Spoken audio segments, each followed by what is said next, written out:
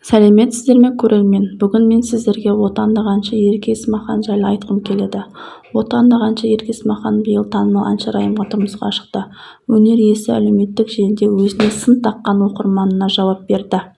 Желі қолданушысы әншіден неге бақытты болып көрінуге тырысасыз деп сұраған. Ал Ерке Есмахан оқырманына жауап беріп, шынайылықтың шаңырақ ішінде екенін жеткізді. Ол қалай сонда? Менімен өмір сүретін адамды айтып отырсыз ғой. Қазіргі адамдар қызық негізі.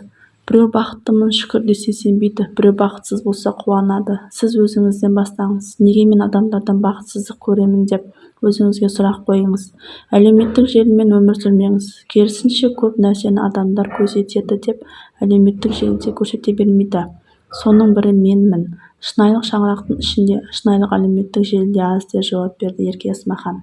Бүгін мен сізге ұнаған тақырыптарымды лайк басып, комментарий жазып тіркеліп кетсеңіздер өте қуанып қалар едім.